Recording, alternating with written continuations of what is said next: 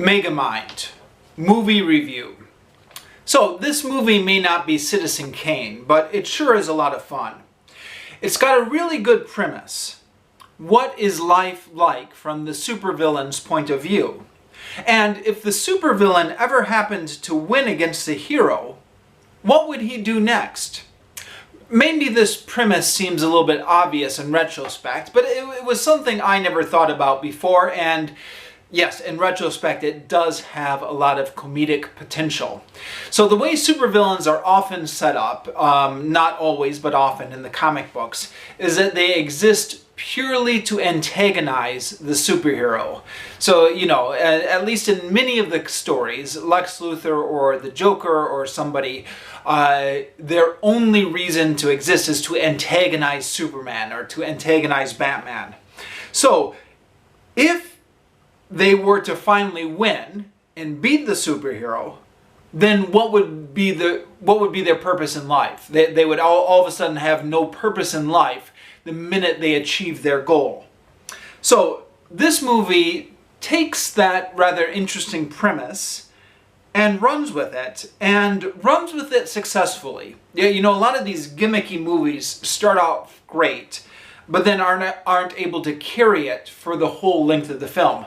This movie pulls it off, actually. They're able to carry this comedic potential all the way through. Now, the movie takes a standard comic book superhero story. Actually, it's a very thinly veiled parody of Superman. Very thinly veiled. The superhero has all the same powers as Superman, the same origin story, a reporter girlfriend just like Superman. There's even a parody of Marlon Brando, who played Superman's dad in the old Christopher Reeve Superman movies, as a space dad. I'm almost surprised they got away with it, given how famously litigious DC comic books can be about protecting their Superman IP. I mean, they famously sued Captain Marvel out of existence during the 1950s. Although it's sometimes a little bit hard to tell kind of who owns what with all these corporate conglomerates. I think this movie was produced by DreamWorks, and DreamWorks is owned by Paramount, and Paramount is owned by Viacom or something. So who knows, maybe it's the same parent company that owns both intellectual properties. It's really hard to tell these days where the corporate conglomeration stops. So who knows? Anyways, very thinly veiled parody of Superman that I'm surprised they got away with, unless it's the same parent company. What's interesting about this movie, though, even though it's takeoff on the Superman premise, is it's telling the story from the bad guy's perspective.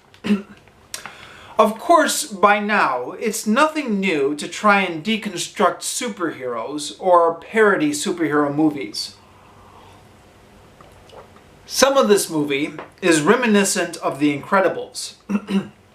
Other parts of the movie, which tried to show the more mundane side of supervillain life, remind me a bit of the Dr. Evil segments from the old Austin Powers movies. But when it's done well, it can still be a lot of fun. And this film is fun. You can't help but laugh at the frustration of Megamind, who has spent his whole life living in comic book cliches, and then becomes frustrated when the world no longer lives up to those cliches. You can see his frustration when one superhero forgets to show up to fight him, or when the same superhero fails to give him witty banter while they are fighting. He also gets equally frustrated when another superhero retires to pursue his music career. In addition to sending up comic book cliches, the problem also makes you think just a little bit about the true nature of evil, or to put it in Calvinist terms, the problem of free will.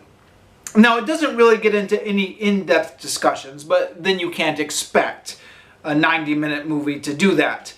In-depth discussions are for books. The best a movie can do is just raise a question and then throw it out to the audience to ponder. which is what this movie does.